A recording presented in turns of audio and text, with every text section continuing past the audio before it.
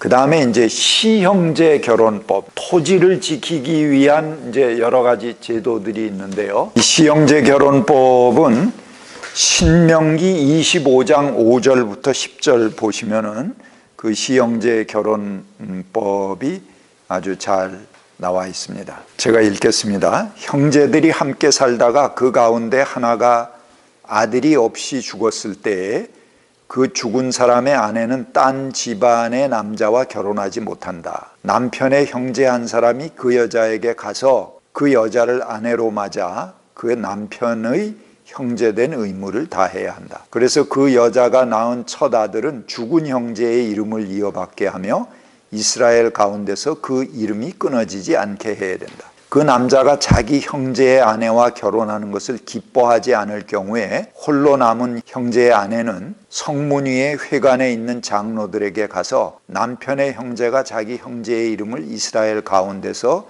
잊기를 바라지 않으며 남편의 형제의 의무도 나에게 하지 않고 있습니다 하고 호소해야 한다.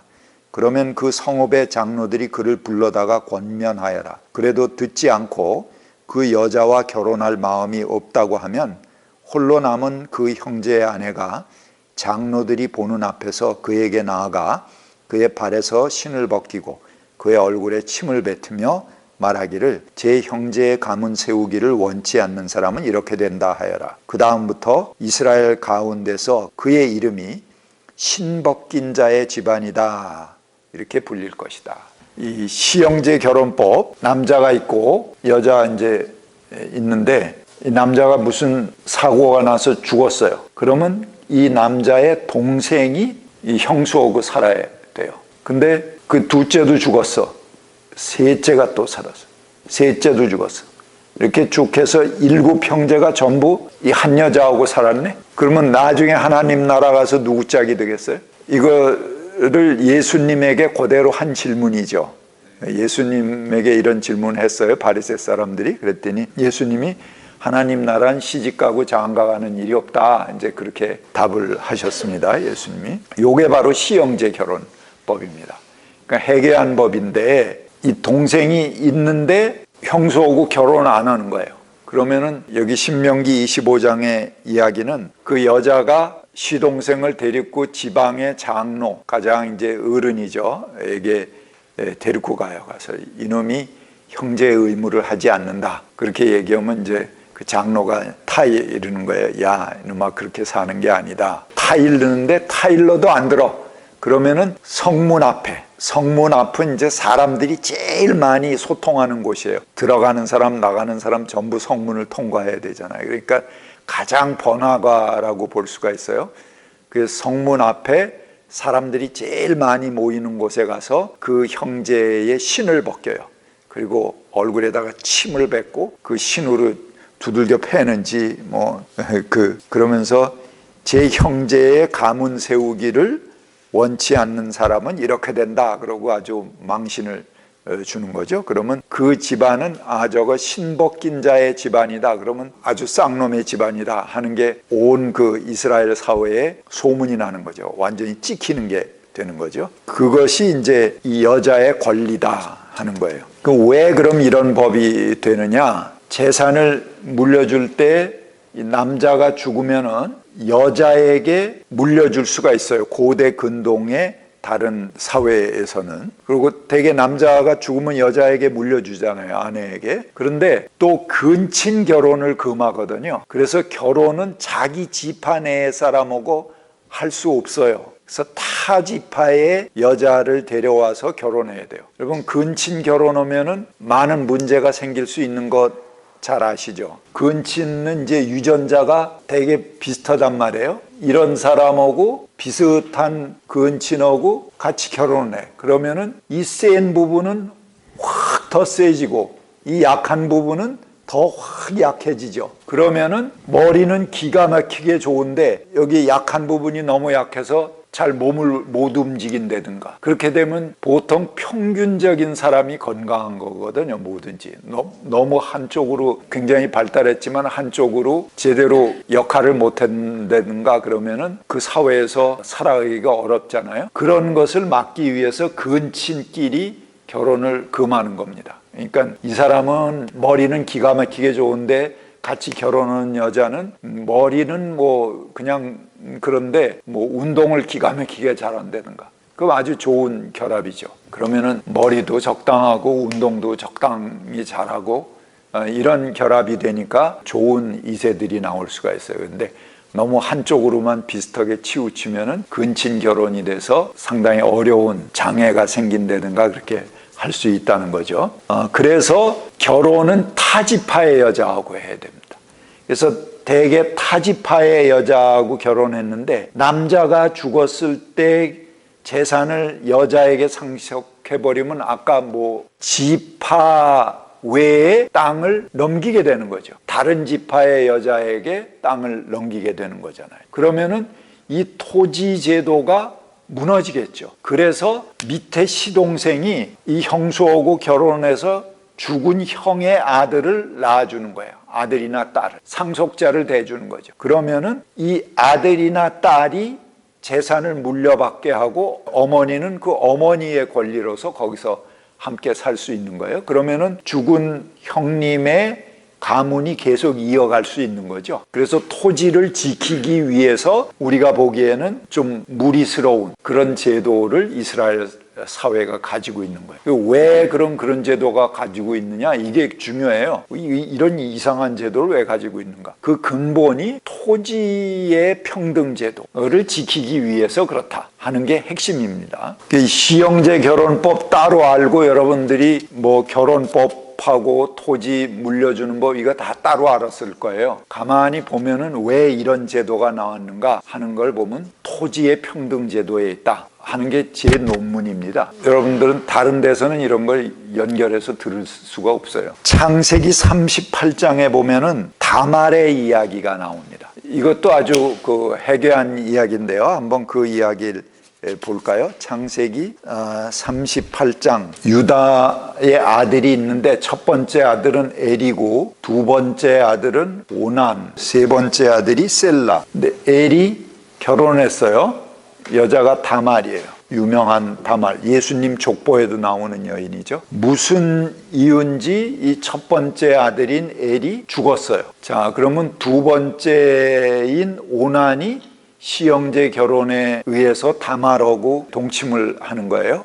그런데 이 오난이 자꾸 정액을 밖으로 흘렸어요. 임신을 하지 못하게 한 거죠. 그랬더니 하나님께서 보시고 야 이런 나쁜 놈이 있는가? 그러고 오난을 쳐 죽였어요. 자, 이건 정당한 일인가? 하나님이 남의 집 안방까지 검사를 해서 뭐 정액을 얻다가 흘렸든지 뭐 그런 거 검사해서 쳐 죽이면은 그 문제가 많겠죠. 요런 이야기 때문에 이 오난이라는 말에서 영어에 오나니즘이라는 말이 나와요. 오나니즘이라는 것은 뭐냐 하면은 자위행위를 얘기하는 거예요. 수음을 얘기하는 건데 임신을 기피하는 그런 행위다. 그래서 이 오난이라는 이름에서 오나니즘이 나왔는데 그러면 이 오난의 행위가 자위행위를 얘기하는 거냐? 그게 아니에요. 그러면 오난이 왜 죽임을 당했는가 하는 걸 한번 살펴보겠습니다. 민수기 27장 8절부터 11절을 한번 누가 읽어주시겠어요? 여기 보면은 유산의 상속 순서가 나옵니다. 제일 첫 번째는 아들, 그 다음엔 딸, 그 다음에는 고인의 형제. 고인의 형제가 없으면 아버지의 형제. 그 또 없으면 친척, 친족에게 이렇게 유산의 상속 순서가 나오는 거죠. 근데 오난이 정액을 자꾸 밖으로 흘려버린 이유는 뭐냐 하면은 다말이 임신해서 아이를 낳게 되면 아들이나 딸이 되잖아요. 아들이나 딸이 있으면은 그 유산을 상속받을 우선순위가 되죠. 근데 아들이나 딸을 낳아주지 않으면 어떻게 돼요? 그 다음에 고인의 형제니까 누가 됩니까? 오난 자기 자신이죠. 그래서 형의 상속분을 자기가 가로채는 거예요. 그러면 이건 뭐예요? 아까 남의 땅을 가로채는 것은 천벌을 받을 일이라고 그랬잖아요. 그래서 하나님이 오난을 죽이는 겁니다. 성행위를 가리키는 말이 아니에요. 그게 아니고 재산, 형님의 재산을 가로채기 위한 목적으로 오난이 그렇게 했기 때문에 천벌을 받아 죽는 겁니다. 세 번째 아들 셀라가 있는데 이 아버지 유다가 보니까는 이게 참 그 집안에 며느리가 하나 들어왔는데 첫째 아들도 가, 둘째 아들 왜 갔는지 아나 뭐 그 저 시아버지가 둘째 아들도 가, 이게 아마 사람 잡아먹는 귀신이 하나 들어왔나 보다. 그 다음엔 뭐예요? 셀라가 결혼을 해야죠. 근데 셀라는 아직 어리니까 너는 그 친정 가서 좀 기다려라, 얘 다 클 때까지. 그리고 친정으로 보냈어요. 근데 셀라가 다 컸는데도 결혼 안 시킨단 말이에요. 다말이 아버님 얘 다 컸습니다. 그래도 아무 소식이 없어. 그러니까 어떻게 합니까? 다말이 시아버지가 어디 타 지방에 여행을 가는데 그 여행하는 길목에서 창녀 분장을 하고 시아버지를 유혹해. 그래서 동침해버려요. 그러고 나서 당신 그 나한테 화대를 주시오, 그렇게 얘기하니까 이 시아버지가 그냥 얼떨결에 그야말로 유혹을 당해서 들어간 거지 뭐 자기 아무것도 준비한 게 없거든. 그러니까 아니 내 준비한 게 없다. 그러니까 대신 내가 지팡이하고 그 인장을 맡겨놓으마. 다음 날 와서 내가 돈을 치르고 이걸 가지고 가겠다. 그러고 지팡이하고 그 인장을 맡겨놨어요. 그러고 그 다음 날 다말에게 찾아갔는데 보니까는 다말이 없어졌어. 그래서 아 이거 좀 별 희한한 여자 다 보겠네. 그러고 이제 잊어버렸어. 한참 지났는데 나중에 다말이 배가 불렀다 그런 소문이 들려온단 말이에요. 그러니까는 나가 이제 아 이게 저 골치 아픈 여자 잘 됐다, 이거 처리해 버려야지. 그러고 다말을 불러서 재판하는 얘기가 나옵니다. 내년 친정에 가서 조신하게 있으라고 그랬더니 어디서 이렇게 배가 불렀냐, 당장 인연을 죽여라. 그러고 이제 명령을 했어요. 그랬더니 다말이 잠깐 여기 애 아버지의 증거물이 있습니다. 그리고 유다의 지팡이와 인장을 딱 내놓는 거. 유다가 보니까는 깜짝 놀랐죠. 아, 그러고 그때 일이 생각이 난단 말이에요. 그래서 그 다음에 유다가 내리는 판단이 있습니다. 창세기 38장 26절에 이렇게 이야기해요. 유다는 그 물건들을 알아보았다. 그 아이가 나보다 옳다. 나의 아들 셀라를 그 아이와 결혼시켰어야 하는데 라고 말했다 라는 것입니다. 자, 여기서 두 사람 다 사실은 아까 그 쭉 읽은 저주의 목록에 속하는 위반을 했어요. 다말은 무슨 죄를 졌습니까? 시아버지를 꼬셔서 임신을 했어요. 그러니까 이것도 그 아까 저주 목록 중에 그 친정 뭐 장모와 동침하는 자는 또 시아버지와 동침하는 그런 것도 이제 금기법에 나오는 게 있거든요. 그런 것을 위반한 거고, 유다는 뭘 위반했습니까? 셀라하고 결혼시켜야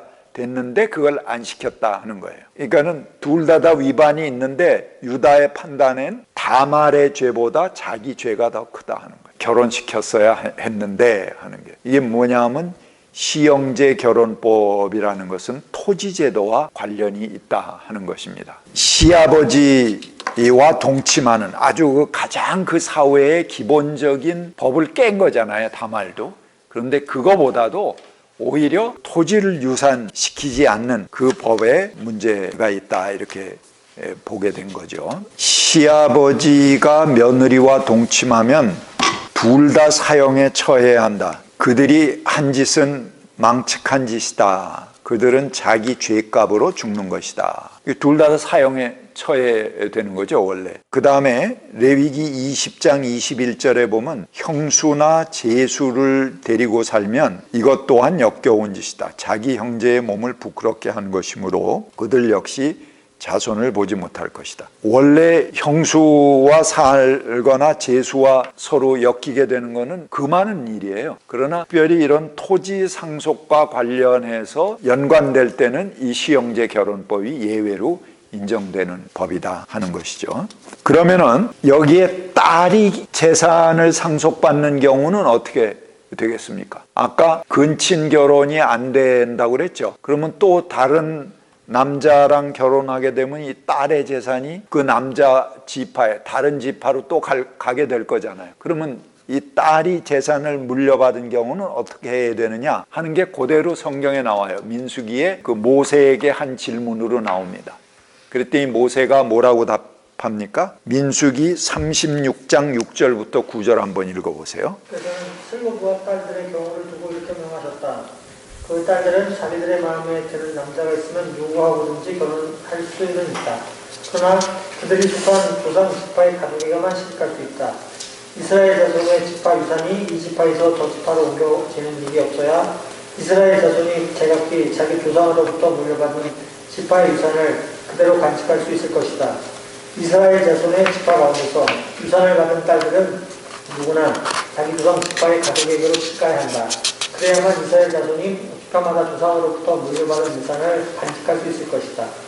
지파의 유산이 한 지파에서 다른 지파로 옮겨지는 일이 없어야 이스라엘 자손 각 지파가 제각기 물려받은 유산을 그대로 간직할 수 있을 것이다. 예, 딸이 물려받은 경우는 어떻게 하라고 그랬어요? 지파 안에 있는, 그러니까 근친 결혼을 금하지만 그것보다도 토지의 평등 제도가 더 우선한다. 그런 근거에서 다말이 한 죄보다 유다의 죄가 더 컸다, 그렇게 판단하는 겁니다. 가장 기본적인 거는 토지의 평등 제도다 하는 거예요. 그런 정도로 그 이스라엘 사회는 이 토지를 평등하게 지켜가는 것이 가장 우선하는 법이에요. 그러니까 오경의 어떤 법들보다도 제일 근본적으로 우선되는 원칙이 뭐냐 하면 그 토지의 평등 제도예요. 자기 땅을 잃어버리고 누구나 다 하나님이 주신 그 자기의 생산수단이죠. 그 토지를 가지고 거기서 행복하게 먹고 살 수 있는 사회를 그리는 것이 야훼 신앙의 가장 기본적인 제도다 하는 거예요. 그거는 뭐 시아버지하고 동침하는 거, 뭐 근친혼을 금하는 것, 뭐 이런 모든 것을 초월해서 가장 기초적인 법이 바로 이런 토지의 평등 제도다 하는 것입니다.